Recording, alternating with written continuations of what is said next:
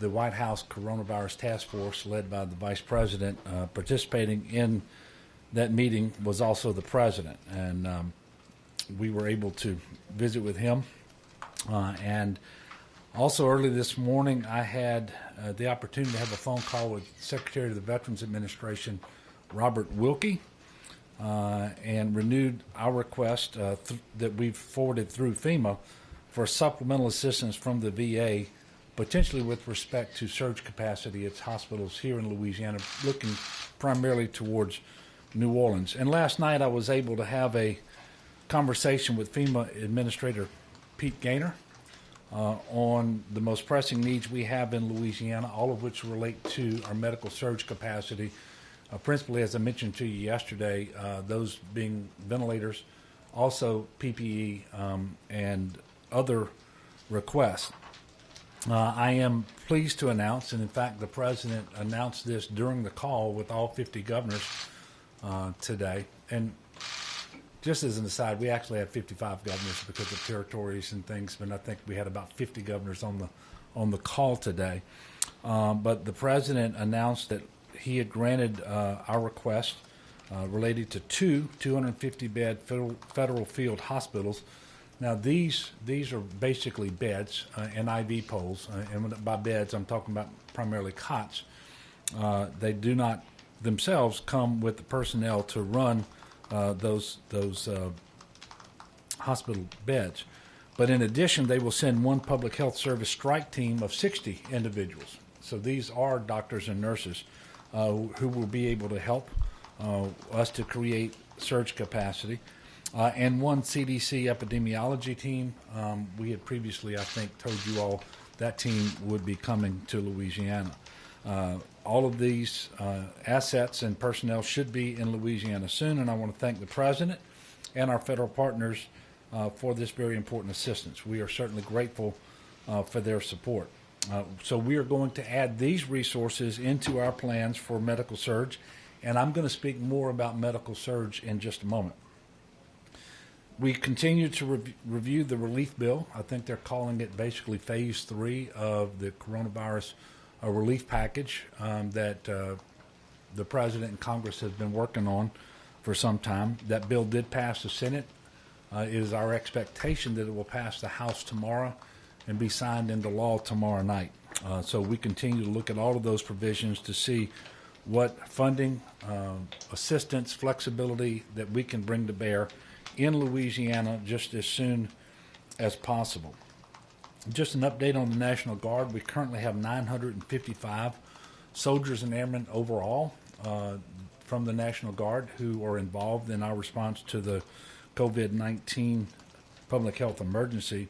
Of that number, 667 are traditional National Guardsmen, soldiers and airmen who have been mobilized specifically for this emergency. They are doing various things around the state of Louisiana, including supporting testing sites in New Orleans and in Jefferson and other areas in South Louisiana. They are transporting critical needs. They're maintaining and operating the warehouse and doing various other things that are critically important in this public health emergency. As you can see from the screen to my left, your right, the numbers that we have today are once again very staggering. I hope the entire state of Louisiana is looking at these numbers and that they are as concerned about them as I am. Since yesterday, we've received 510 new confirmed cases of COVID-19 for a total of 2,305 cases statewide. That is a 28% increase from yesterday. There are unfortunately 18 new deaths since yesterday, which makes 83 deaths total. That is obviously very tragic. For those people who think that this is really just a problem for urban Louisiana, New Orleans, Jefferson Parish, for example, we now have positive cases in 53 of our 64 parishes. So nobody should look at this situation and think, oh, this doesn't involve me. This doesn't involve my town. This doesn't involve my parish.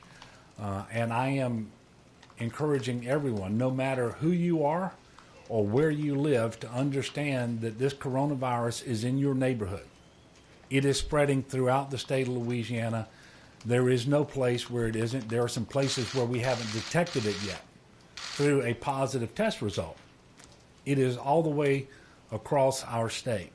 And so when we have statewide mitigation measures in place, they apply to everyone. And I urge everyone to take them very, very seriously.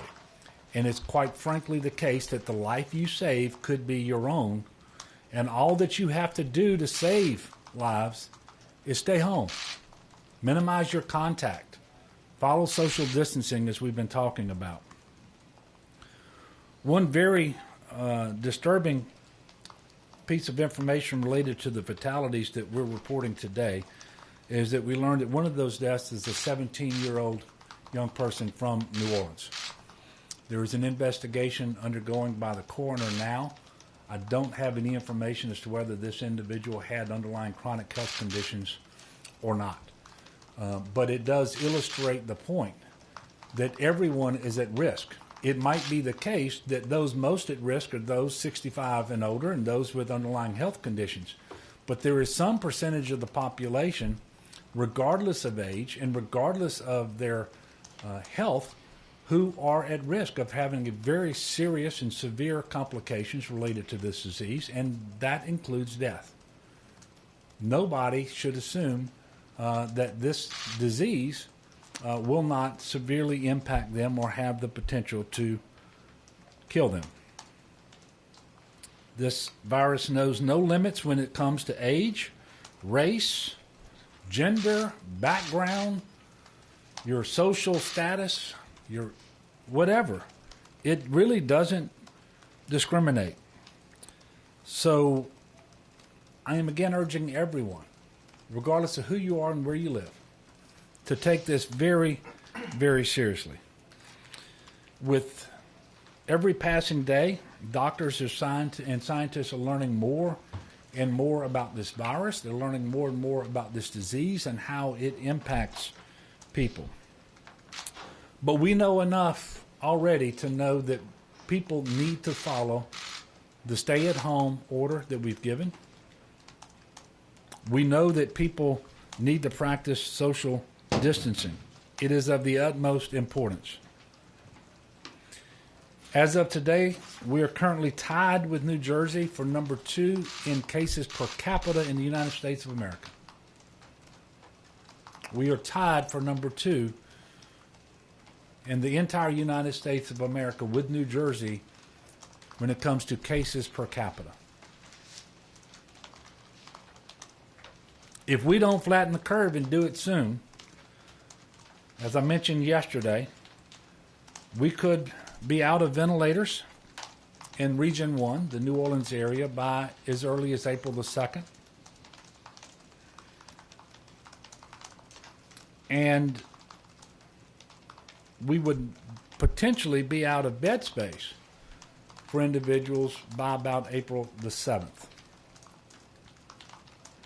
There simply are not enough healthcare resources to care for all those who will need care if we continue to develop cases at our current pace.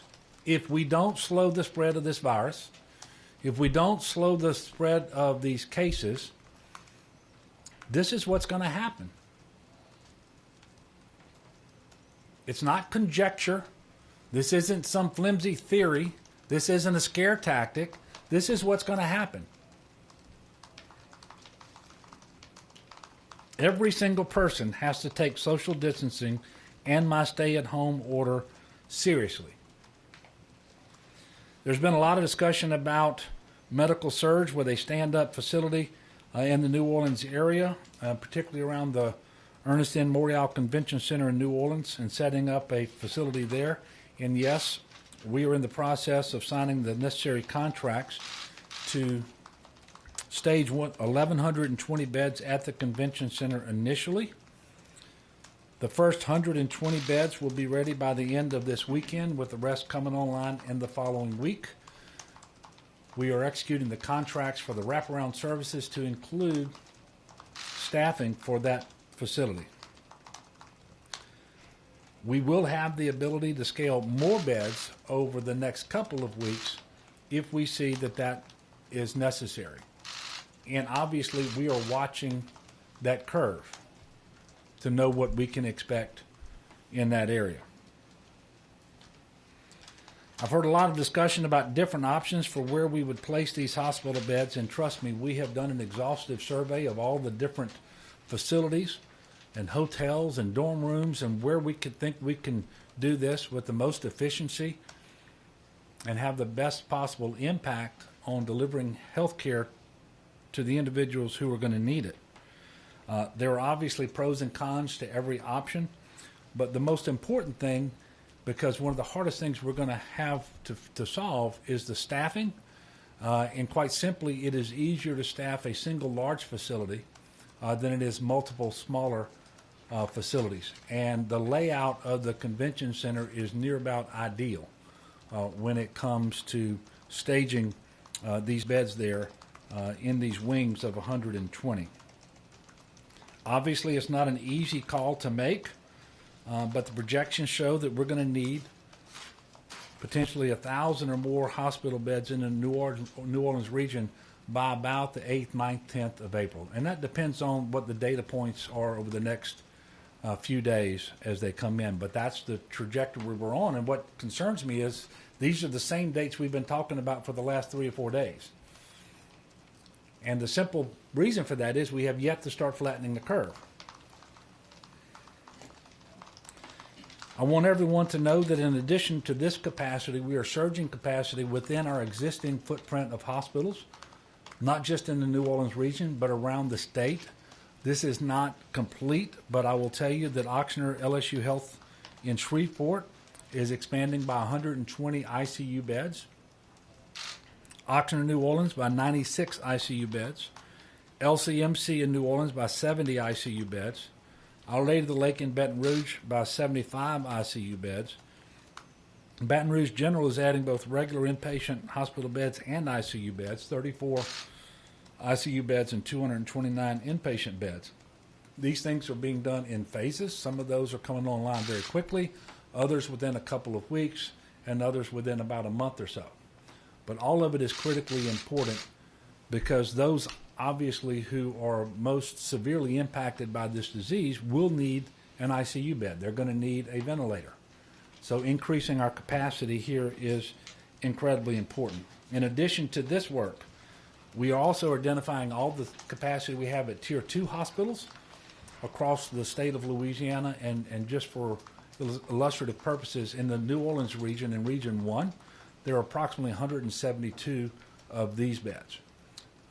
And then we are working, as I mentioned before, to try to get an arrangement with the VA hospital, most especially in New Orleans in the short term, to see what surge capacity they may have so that they can take some of our patients as well.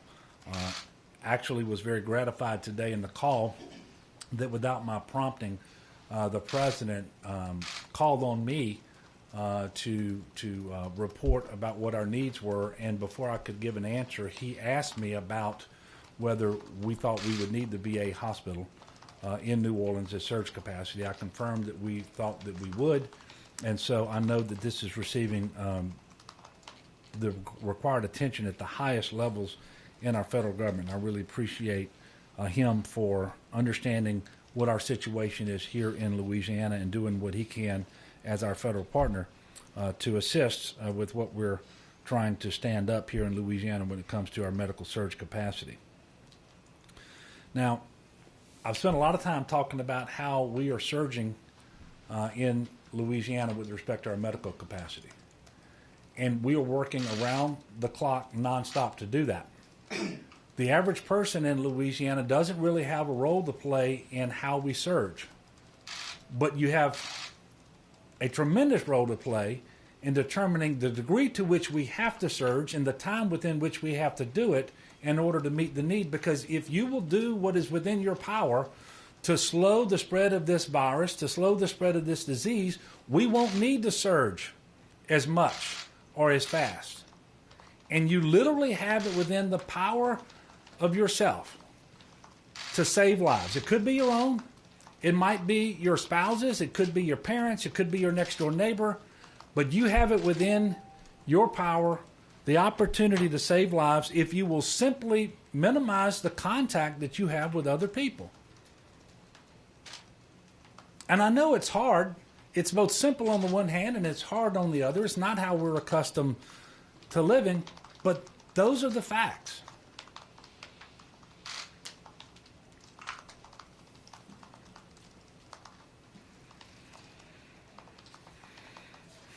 I also want to point out that we are seeing a troubling sign in northwest Louisiana. We typically look at our state and we look down in the New Orleans and Jefferson Parish area. New Orleans, I think, is at almost 1,000 cases, 997 cases. Right next door in Jefferson Parish, 458.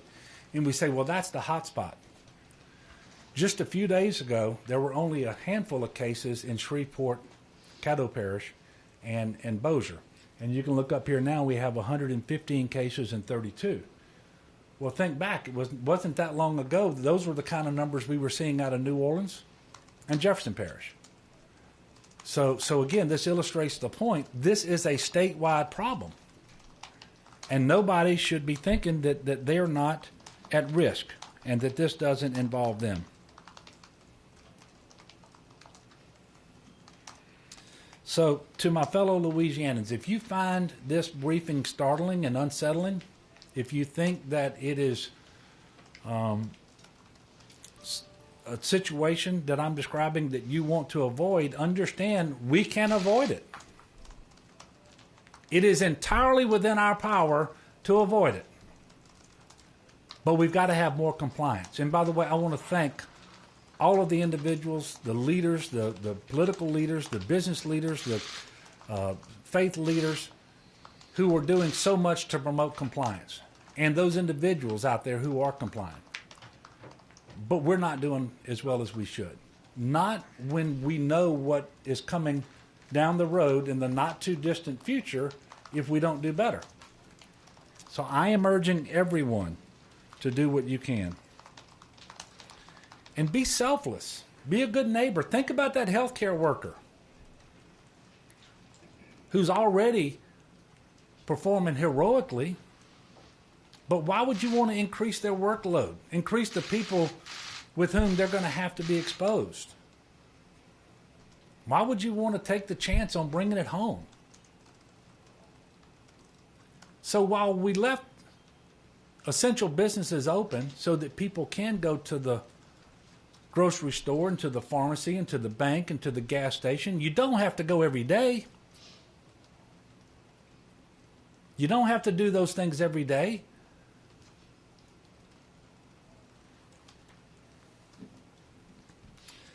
Because of the critical need for our healthcare workers, we've created a medical volunteer website in order to mobilize healthcare students and graduates from Louisiana universities and colleges to support the existing healthcare workforce that is quickly getting stretched thin.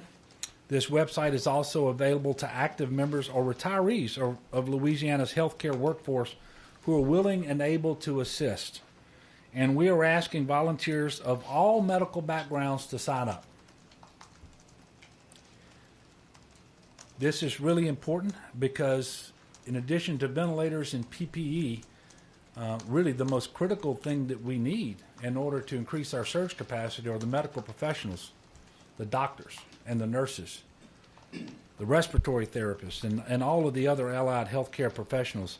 We need volunteers. So if you are qualified and able and willing, first of all, I'm imploring you to volunteer. Secondly, you can do so by visiting COVID-19LAvolunteers.org. COVID-19LAvolunteers.org. And I want to thank everyone involved with making this possible. I want to thank those who have already volunteered. We will have all of these links and phone numbers on our website, by the way, which is gov.la.gov/coronavirus. gov.la.gov/coronavirus.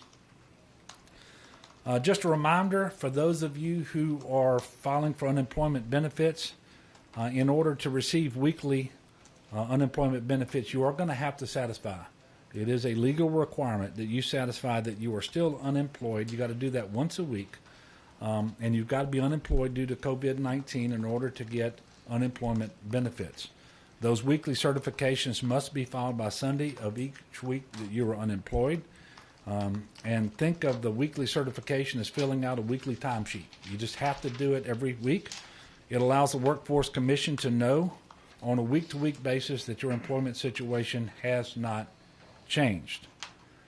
Despite the dire circumstances that we face, I do remain hopeful and, in fact, optimistic that with greater compliance to the stay-at-home order, to the social distancing measures that we have put in place, and to people just exercising good common sense, and that people are going to be motivated by just the desire to be good neighbors to one another, that we are going to start to flatten the curve, and that we are going to start seeing that in the very near future. Because our future from where we are today, with the curve that we are on, is not promising. We will gladly accept help, both human and divine, so I'm asking people to continue, in addition to working, to make sure that we do better, that they pray that we will do better as well. There's no doubt there's daylight at the end of the tunnel, but we're not close enough yet to see it. Now more than ever, we need people to stay home, slow the spread, and save lives. I am going to take questions. I will remind you that as we have every single day, and I want to thank him and all of the people at the Office of Public Health, really all the people statewide who are working so hard on this, both at the state level and at the local level. But we have Dr. Alex Bu here to answer questions as they may relate specifically to testing. And I want to thank him personally. And I want to thank those healthcare workers who continue to perform heroically all across the state of Louisiana. And I know that they are getting tired, but the fact of the matter is we have a long way to go. And so we're going to continue to encourage them and support them as best we can. Greg Hilburn. Governor, you seem concerned about the lack of compliance or compliance not being where you want it to be, yet there are large gatherings sometimes at churches, and law enforcement are naturally reluctant to break these up. When are you going to? When will that happen?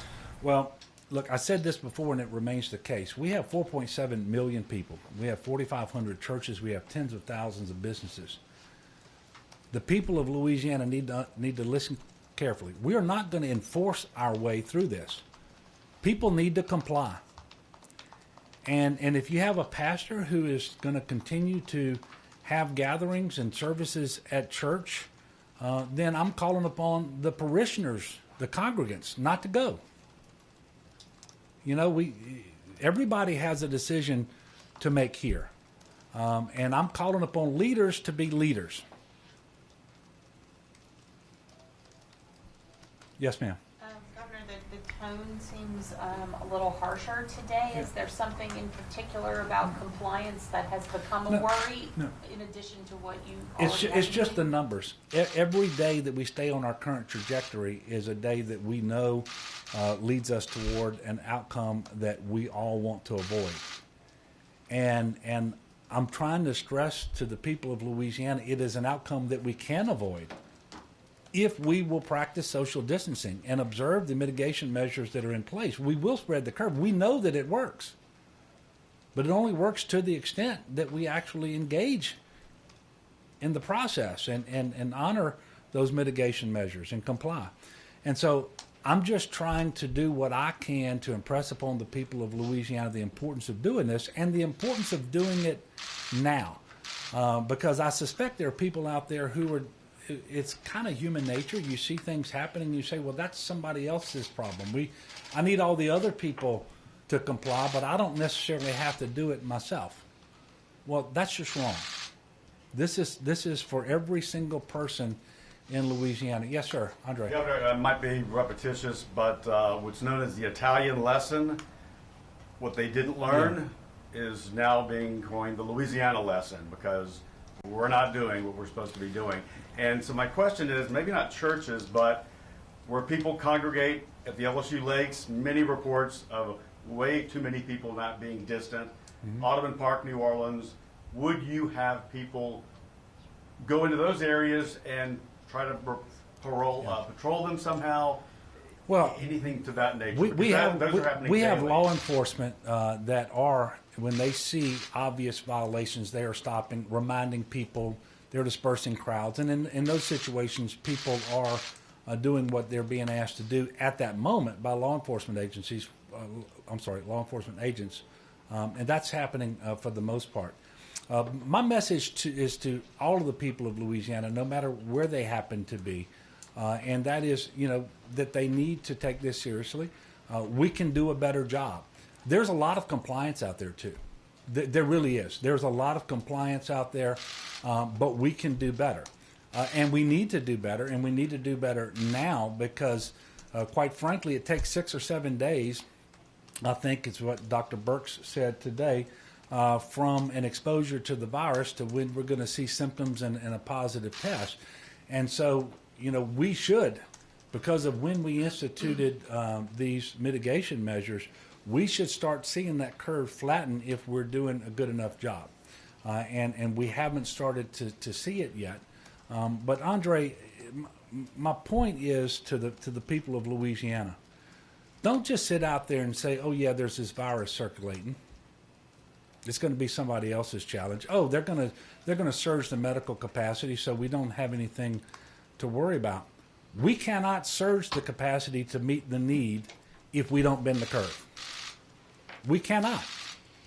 Now, I don't accept that we are Italy because we haven't gotten to that point yet. And if we will start to bend the curve now, we won't. But I have said it from the very beginning. There is no reason why the things that you see coming out of Italy wouldn't happen here in Louisiana if people don't engage seriously in these mitigation measures. So my messaging on that has remained entirely consistent. The good news is we still have time to do it, to make a tremendously positive difference in the outcome. But we just need to make sure that people are taking this seriously and do it now. Yes, sir. Governor, can you talk more about the field hospitals versus the convention center? What types of patients are going to be going to those facilities? And also, it seems like maybe the case is that we're getting more resources, but the numbers continue to put us on the same chart. Is that more or less where we're at right now? Okay, so it was just at noon today when we got word that the 250 bed field medical stations are en route to Louisiana, and the 60 personnel, the doctors and nurses. And so we are planning right now as to how to best integrate those assets into our surge plan. I cannot tell you right now exactly where they will go, but as we develop that, we will let you know. I can only tell you that both of those will be very important, the beds and especially the people. And your second question was what, Sam? It seems like we're starting to get resources. We found beds at the convention center, obviously, but you still have the same projection for us running out of beds. And yeah. So is it the case that we're getting more resources, but also the numbers just keep putting us on the same? Well, the day after day, we stay on the same trajectory, and we know when we run out of beds, and based on our ability to surge within our existing footprint, as we are doing with the hospitals, as we surge to Tier 2, as we surge outside of the region that's principally affected and use the available beds in other regions. We know that we still are on a path to exceed what those capacities are, and that's why we have to have additional surge. It looks like the VA hospital. It looks like the Morial Convention Center. And it looks like this 60 person strike team that the U.S. Public Health Service is sending down here. But all of that together isn't enough if we don't get off of this curve.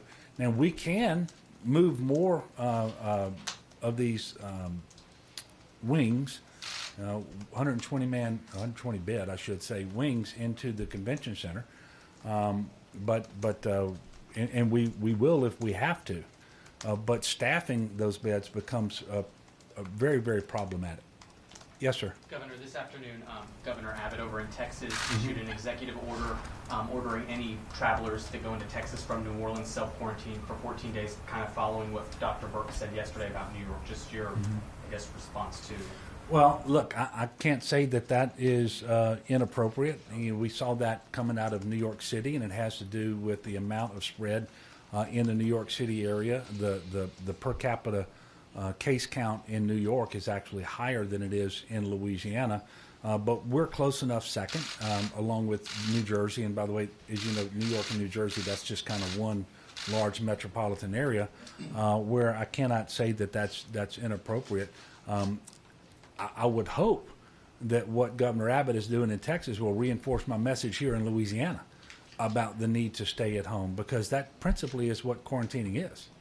And I'm asking people to stay at home as well. And so hopefully his messaging goes along with mine and just reinforces the importance of this and the importance of doing it now, by the way. Yes, ma'am. On the discussion of the strike team and the epidemiological teams, can you talk a little bit more about what those teams are supposed to do, what they're supposed to focus on? And when you talk about setting up field hospitals and all the surge capacity, does Louisiana have enough medical health professionals to actually staff all this space that is being built out? All right, so the answer to the last question is it will be very, very difficult to staff all of the beds that we will need if we stay on our current trajectory. It is the principal reason why we need to get off that trajectory. It's not just the staffing, it's the ventilators and so forth. Very, very difficult. With respect to the epidemiological team, I'm going to let Dr. Alex Bu provide a more detailed answer in just a moment. But principally, they come from the CDC, and in this case, upon our request, in order to help us with the work that we need to do around several locations across the state where we have clusters, so that they can better help us deal with that. And then you asked a three-part question. It was sorry. also the same idea about the strike team. What does the strike team specifically do? What is its focus? Well, ideally, we would have received enough medical personnel to administer all of the beds that we had requested. We actually had requested 4 250 person field medical stations, for enough for 1,000. What we were granted were 2, so that's 500, and I don't know whether the normal numbers for 500 beds are 60 personnel, but what we've got are 60 personnel, and this announcement came at lunch today, and so I can't answer. So they staff the field hospital. Yes. And so we determine now where we want to set that field hospital up. Is it going to be something we do at the Morial Convention Center? Is it going to be something we do somewhere else? And we're working on that right now. I mean, this was just announced at lunchtime today, and so, but it becomes part of our surge. And by the way, it's a capacity that we didn't have before it was granted. So we're very, very thankful for that. And Dr. B, if you'd come and address, and if you've got testing questions, go ahead and ask him while he's up here. Okay. So we have a small but mighty team at the Office of Public Health that leads our epidemiology efforts. Normally, they are working on outbreaks throughout the state. And what's going on now is obviously the volume of work that they're having to do is changing the way that they are doing their processes. And so the specific request we had for the CDC was to send experts to come down and give us guidance and ideas on how we can adjust the work that they're doing, being prepared for scale. We've moved from having one cluster in the state in a nursing home to now having 6, and we fully expect, unfortunately, that will continue to expand. And we want to make sure that we're still delivering the key epidemiologic important evidence that we need to understand how this disease is continuing to spread, meeting best practices, and the CDC are experts at that, and essentially helping us adapt our practices, being prepared for having to work at a different scale. We've tried to add to that team as well as take some of other work off of that team to really have them laser focused on the core work which is identifying clusters and communicating the best ways to isolate and protect people in the state. But we anticipate that in the coming days, if this trajectory continues, that's going to be increasingly difficult. And so we're really fortunate and grateful that the CDC is sending down this team to help us adjust not only our overall epi methods, but specifically for us to be planning on how we manage clusters across the state going forward as well. You had a question about testing. As far as testing. testing goes, can you kind of talk about the turnaround of getting these tests back? And, for example, today's cases that were released at noon, when were those tests done, kind of the turnaround, and then the process of notifying parish, physician, and then LDH confirming them? Sure. So keep in mind, there's two different sort of big swaths of testing that's going on in the state. There's the tests that come to, or the samples that come to the state lab for testing. These are generally individuals who are in the hospital, potentially in a nursing facility as well as our first responders and our healthcare workers. Two really critically important groups of individuals that we want to keep on the front line. So that comes to the state labs. When we hear about drive-up testing centers, walk-up testing centers, or even just testing centers happening in clinics, that's usually being done by commercial labs. So those are the LabCorps and Quests and others. The LabCorps and Quests, what we're seeing is that that's usually taken about 6 days for folks to get back. We have seen that there's some improvement in that number, I guess, as they're being better able to manage their processing, so maybe down to 4 days. And the state lab, we're still aiming for keeping at that 24 to 36 hour turnaround. Now, that includes having to get from every corner of the state. So sometimes there's extremes there. And I think a couple of days ago, maybe it was just Sunday, announced that we've been able, through the work that we've done at the lab, adding more automation, adding more staff, to increase our efficiency by about 35%. So expanding the capacity that we have there. So we're still aiming for that 24 to 36 turnaround time there. And then as far as the process of notifying... Sorry, yeah, so the notifications to the providers are done from the lab, both whether it's LabCorps Quest or the state lab, and that's standard for any of these values. I can't speak to how LabCorps and Quest are explicitly doing it, but I can tell you we contact those providers about positive tests. Negative tests go out as standard through our processes. And then the EPI team that I was talking about earlier, that group in the Office of Public Health, they then afterwards are reaching out to individuals to get more context, because often what we have is a name, maybe a date of birth, and that kind of information on a test. We now need to learn more about that individual and were they part of a cluster and things like that. Is it a testing question? Across the state, we've seen people die while waiting on test results. Can you, if you can, explain how this virus attacks the body and possibly how fast it attacks the body? So it's variable. As you heard the governor say, if we looked at the average case, we know that somebody after exposure to the virus in the first 5 to 7 days should have symptoms. And what we're seeing is that those symptoms are staying around for on average about, or the total course of that illness is about 10 days.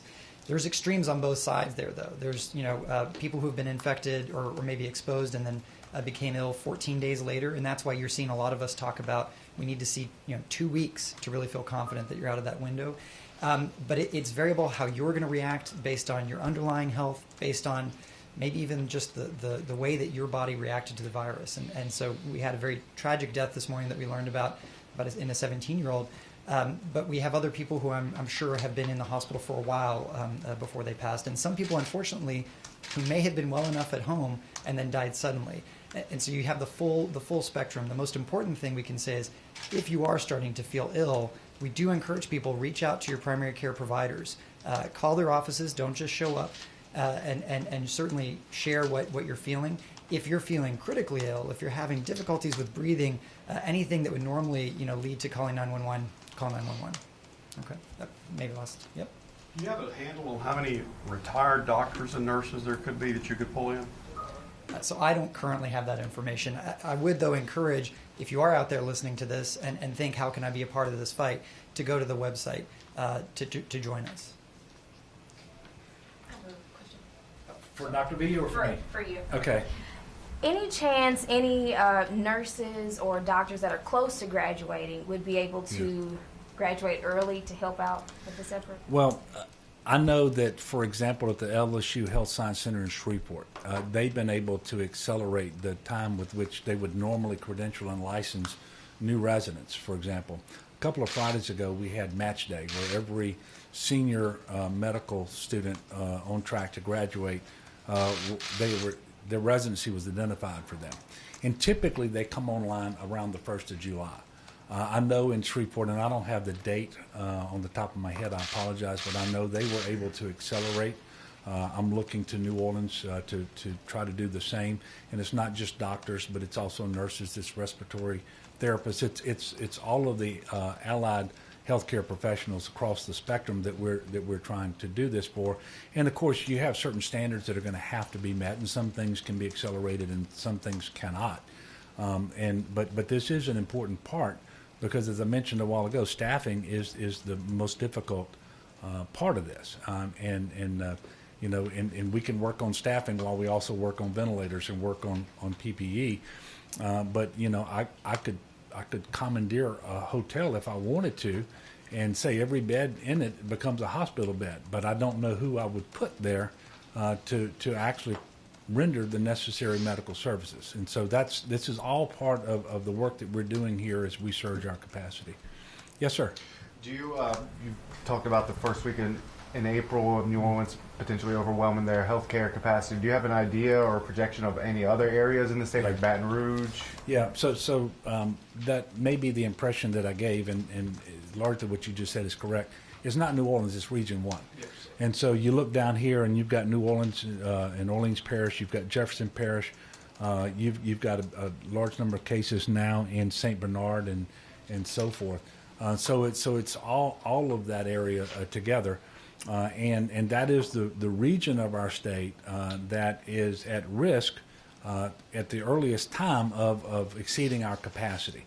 Again, it's around April the 2nd or 3rd with respect to ventilators, based on the modeling, with those that we have on hand. Obviously, we have ordered some. We're trying to procure them desperately. We're making contact with vendors. We're asking for them from the Strategic National Stockpile and so forth.